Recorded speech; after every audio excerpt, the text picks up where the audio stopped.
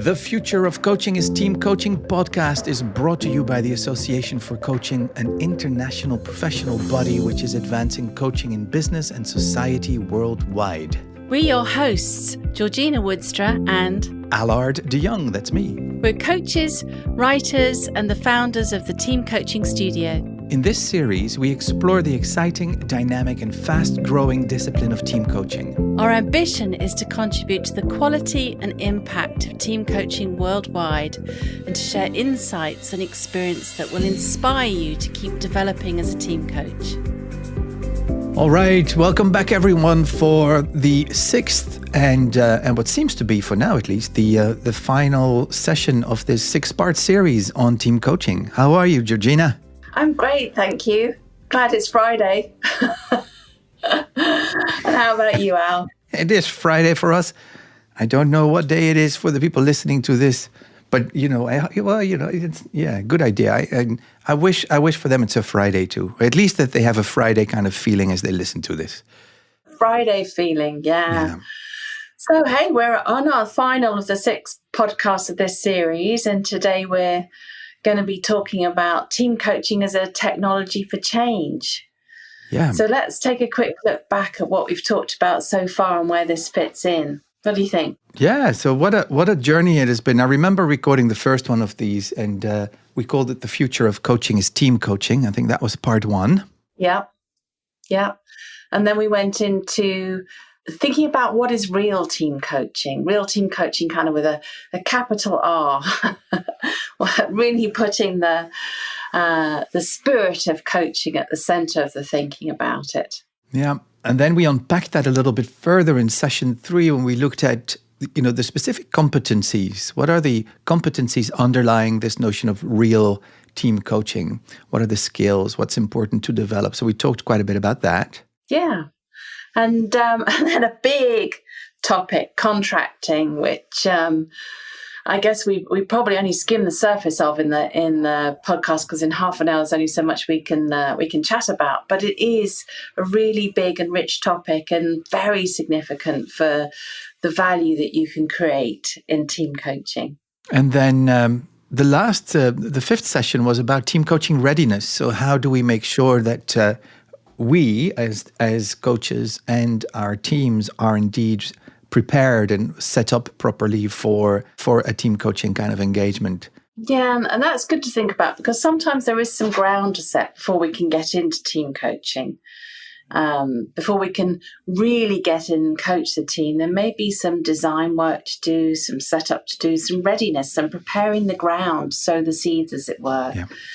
So now, assuming that ground is prepared, we're going to be thinking about team coaching as a technology for change. So when we were thinking about this, Al, I had put down a methodology for change, and you came up with the idea of a technology for change, which really got my curiosity. What do you see as the difference between them? I think what we mean by technology is somewhat, in as far as possible, somewhat of a proven system. Because if change is what we're aiming for, what are our beliefs about how change happens, and then how do we put those beliefs into practice? How do we operationalize them? Yeah. So let's zoom in for a moment on that piece around beliefs around how and when change happens. And as you will know really well, at the Team Coaching Studio, our approach is based on is founded on a belief that change happens in humans when our awareness heightens around something. Not just we become aware of something, but heightens, so our energy is raised around it, something that matters. Maybe something that was out of our awareness, something new, or something that was just in the background of our awareness. So it's a concept of awareness raising combined with energy. Yeah. And the energy creates forward movement, an appetite for change, a sense of desire to move towards change. So as team coaches, we often think of ourselves as awareness agents more than change agents. Yeah, I really like that notion of awareness. How you combine the notion of awareness with the notion of energy, because awareness with little energy just tends to kind of dissipate back into the background whence it came. But when awareness activates an energy in us, then we can start on what in Gestalt psychology at least is called that cycle of experience, where we mobilize enough energy towards taking action and pushing that through to some form of completion before the energy dissipates again. But we know we need enough energy, like a rocket needs enough. It needs enough of a boost, to fly out of the Earth's gravity, right? Yeah, to get lift off. To get lift off. I like that metaphor. It's a very powerful metaphor. I can picture that and think about that sort of thrust that's needed to create that lift off. Yeah. And in one-to-one coaching, that can be challenging enough for clients to make contact with what really matters to them, to choose topics, ideas, areas that they want to work on that are really meaningful, rather than just skimming along the surface. In teams, it can be even more challenging because each person in a team has different topics that they're interested in, different things that they want to work through. So their energy is for one thing and another person's energy is for another. So often we've got some alignment work to do to align team members around clear topics for change. So that's a fundamental belief that we hold at the Team Coaching Studio that our technology for change is based on. Yeah, and then closely related to that notion of awareness and how change happens, I think another foundational belief of a lot of the work that we do, I think, is another belief that we picked up from the world of Gestalt, but it's that piece of work called the Paradoxical Theory of Change, developed by a gentleman named Arnold Beisser. And I've always loved the paradoxical theory of change, because very often I think we look for change by pushing somebody or an entity such as a team towards something that they're not, that they somehow want to become. And the paradoxical theory of change, and that's why it's called paradoxical, is basically says that people and teams change when they become more of themselves, when they become more aware, when they identify more with their whole self or selves and acknowledge whatever arises at that moment. So awareness really seen as as the precursor for choice, and then choice as the precursor for change. Beautiful. Yes, it's such a powerful theory of change, the paradoxical theory of change, such a powerful idea that informs a real wholesome methodology and approach for stimulating change, which we do at the Team Coaching Studio through 3 meta skills. We combine 3 meta skills together. They work symbiotically. We may talk about them like they're separate, but they kind of work fluidly and seamlessly together to support and stimulate change in the here and now. So let's dive into those a little bit. Yeah. Yeah, so we may have posted it already on the website here, or if not, it will be posted together with this session. Is that what we call the team competencies wheel, which I think we've mentioned before when we talked about the competencies actually. But in the center of that wheel are what you call those 3 meta skills. Now, that's another word that I like, meta skills, because they're somehow to me that points to a higher order skills that before we even get into these 12 different competencies that are out there. There's a way of being. There's a way of approaching the work that we do that lies at a deeper level, and that will inform how we, each and every one of us, how we express the competencies in our own ways. So 3 of them, and so I think these are not in order of importance perhaps, but the first one maybe to unpack is that notion of, the beautiful notion of presence. Presence is so much part of the whole ethos of coaching, because it's around how we are being as a coach and what we're present to. And it's a combination of those 2 factors. We talk about being present to ourselves. So what we are noticing, what we're feeling, what we're sensing as team coaches, being present to the team as an entity. And in fact, we privilege being present to the team more than putting our focus on each individual in the team. We're being present to the team as a living system and all the interactions that are happening in the team, the patterns that are in the team. And then present to the situation being what's the work that we're here to do? What's the context that this work sits within? And our way of being, sometimes I think we forget that our way of being is an intervention. Our way of being has an impact. And often our work as coaches is to develop and to stretch our range so that we can have a greater range of impact and we can be intentional about the impact we want to have. So sometimes we might calm our energy down, we might fade in our presence and pull back in order to make more space for the team, to evoke what's wanting to emerge in a team. Sometimes we might come forward and raise our energy and step in with force and with more energy and with more stimulation in our voice in order to provoke that energy, to support change happening. So work on ourselves is what that takes. And being able to work with teams, high conflict teams, high heat situations, that is all about working on our presence, being able to still the noise inside ourselves in order to be present to and be with what is without needing to change it. Yeah. So presence then weaves into use of self. Yeah, use of self. And in order to talk about use of self, we often break it down into what we call modes. And we've identified, we work with 3 different modes that we call M1, M2, and M3. And if you think of M1 as a mode of intervening as being more of a facilitative kind of mode of intervening, which has its place and purpose in team coaching. Then modes M2 and 3 are at a slightly, point at a slightly different way of being and of intervening.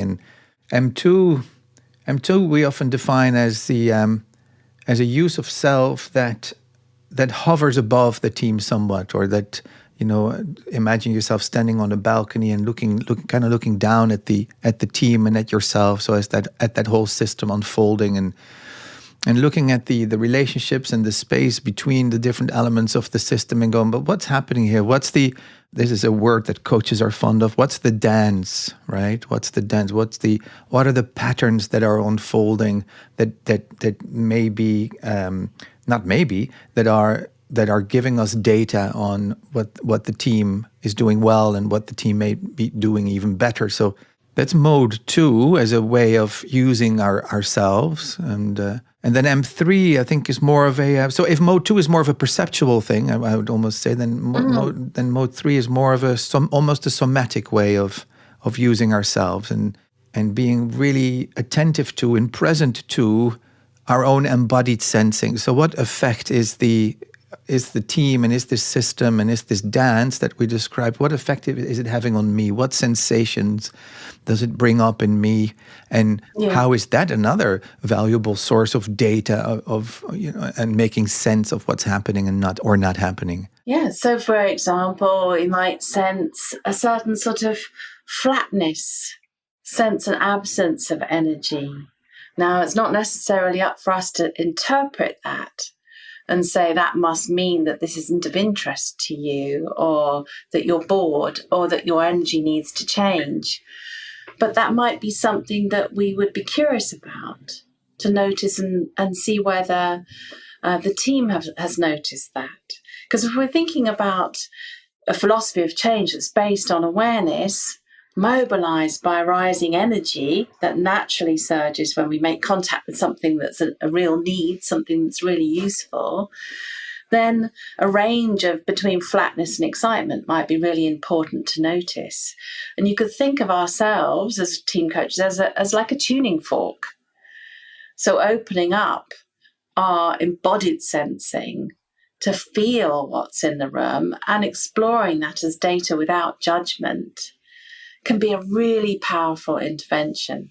Exploring it and offering it back to the team as an observation for them to make sense of, or for us to make sense of together. Like you said, not without attachment, without too much interpretation, but in a very neutral way of, I'm sensing some flatness here all of a sudden. Something has shifted as far as I can tell. Who else feels that way? Or I might be the only one. And if so, but if we all share that sense of flatness, what do we want to do with it? Yeah, what might that be telling us about what we're talking about? So just back to M2 for a second, because sometimes this sounds a bit mysterious. We have to observe the patterns in the team and what are patterns? And good point. And it can be really, really simple things, can't it? I remember you and I working with a team, I think it was a week ago, or time goes so fast, maybe it was 2 weeks ago. And this was such an enthusiastic team of young people in a community organizing kind of operation. And they were so enthusiastic, and we've quickly identified, it was almost a real verbal pattern of, oh, here's one more thing. It's really struck by that, and how that really became the way of, or at least at that time and in that space, that was the mode, the main operational mode of that team. It was one more thing. Yeah, if you were talking about seeing, getting up on the balcony in mode 2 and seeing it as a dance, listening to you say one more thing. For me, the visual metaphor would be like every person in the team doing their own moves in a sort of disconnected, discordant, individual way. And that, whether we share that as a metaphor or whether we share it as a literal observation, if we notice team members have incredible strengths in bringing forth their ideas and bringing forth what they want to share. And that's so essential for effective teamwork. And we're wondering how you might take one of those topics that you've been talking about and see it through to some form of conclusion. So the noticing the pattern comes with an observation of the pattern, and it can be followed by an invitation to an experiment. Yeah, what a beautiful segue to the third and final triad here of our technology for change, which, as we now know, is presence and then use of self, and then indeed active experiments. So how do we land this newfound awareness, that arises in the team coaching session? What do we do with that? How do we translate that awareness and make use of it in service of change? And experimenting is exactly what it means. It means I'm not sure exactly what the outcome is going to be, but let's try something.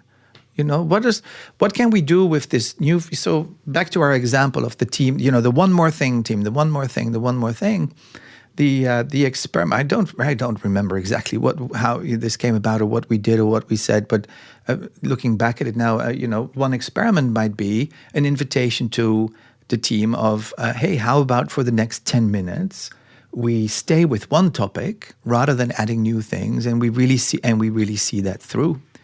So back to that notion of awareness plus energy. Let's really generate enough energy to see this thing through, translate it into action or actionable items, push it over the edge, I think somebody said. Yeah, push it over the edge. Push it over the edge, and then and so that we can then, so that it can then, then it really is allowed to fade back into the background again, and we can work on something else. But at least we've completed that little cycle. We've completed that unit of work, so to speak.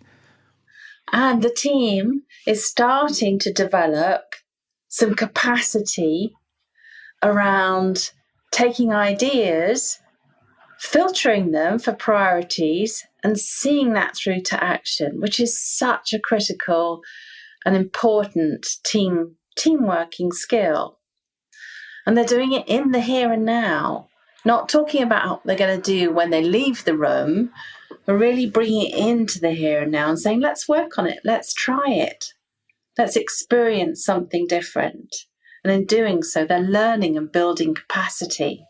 Yeah, and I think hopefully it's also clear from this example that we're using that this active experiment is not some form of it's not an exercise that we had pre-planned and were able to then bring to the team, as in, here's an activity we're going to be doing today. And if just saying that already sounds more facilitative than coaching anyway.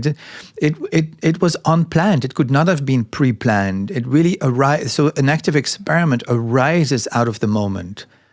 Yeah, from the phenomena that is there in the moment when we get out of the way, and what we mean by that is when you as the coach stop managing the process. For example, I'd like you to talk in a round about a topic that's important to you. If we invite them to talk in a round, we're managing their process. And if we do that, we're suppressing the natural patterns, the natural dynamics that exist in the team. So by getting out of the way and just saying, talk about something that's important to you, the natural patterns, the phenomena of the team emerges. Our role then becomes to step back, observe lightly, observe for what's working, see what the cost might be of what they might not be attending to, offer an observation, and co-create an experiment that may or may not work of the moment. And then to invite the team to review what worked about it. Yeah, and I think that bit we often refer to as meaning making. Yeah. And so what have you learned? What do you see differently now? How may this serve in other areas of the team's effectiveness, etc. So we've really gone through presence, and I love how you explained it as this almost like a two-headed way of looking at presence, of being, what are we present to, and then really leveraging ourselves, our own presence, our own way of being in service of the team and of the change that it's looking for. Yeah. Then from there, making use of ourselves by mode one, setting something up, structuring, leading, taking the lead, and then M2, looking from the balcony, and then M3, more that embodied kind of sensing. We've then created. I love how you use the word co-created, because it's not necessarily up to the coach, right? It's the team sometimes comes up with an experiment, and very often it's done, like you said, in partnership.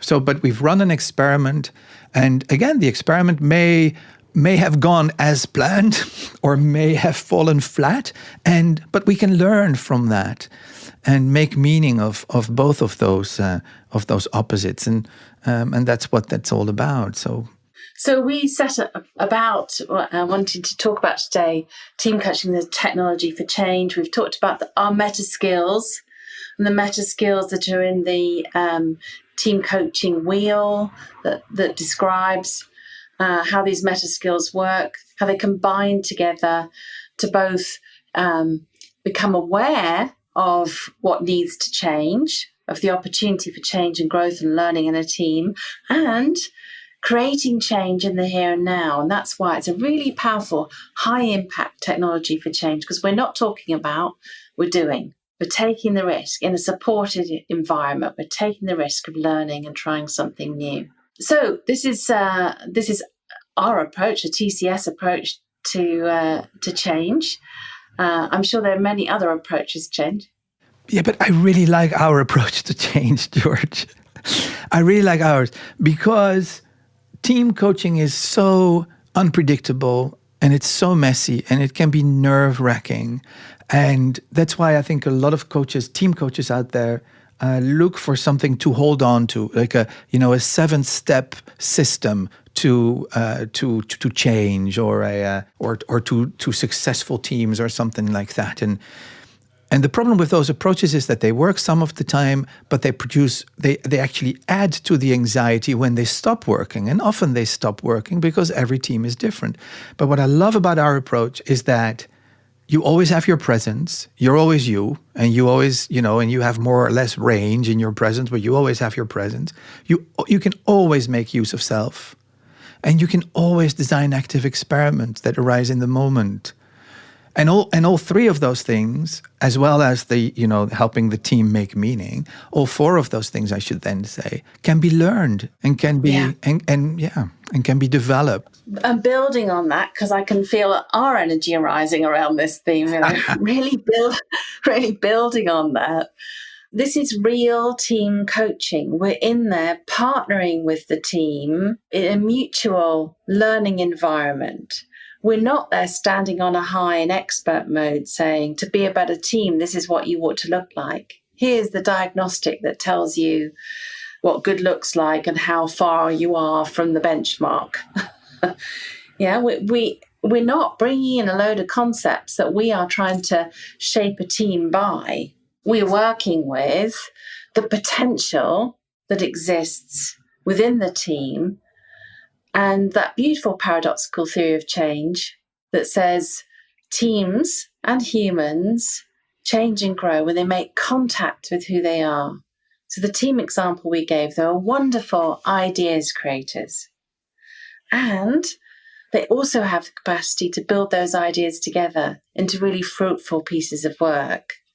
They just need to become aware of that capacity and work out how to do that as a team. Simple, beautiful, powerful piece of coaching. The end. The end. So it is the end of this sixth and final session, though, and we really hope you've enjoyed this series. Do make sure that you let the Association for Coaching know what else you'd like to unpack with us, if anything. And meanwhile, thank you so much for spending all this time with us. Yeah, we really appreciate every moment you've spent listening to this podcast. It's an honor that you've chosen to listen to us. And it's really exciting for us because you're becoming part of this amazing and really important movement that is team coaching. Through team coaching, human beings learn to collaborate better, and the world needs that more than anything else right now. Bye for now, everyone. Bye. Take care. Thanks for listening to another podcast by the Association for Coaching. I'm Georgina Woudstra. And I am Allard de Jong. For 20 years, the AC's purpose has been to inspire and champion coaching excellence, advance the coaching profession, and make a sustainable difference to individuals, organizations, and society at large. To find out more about the AC and our member benefits, follow us on LinkedIn or explore our webpage at associationofcoaching.com. There you can keep up to date with our latest podcast episodes, enjoy the wealth of digital learning offerings, and gain insight from the Coaching Perspectives magazine.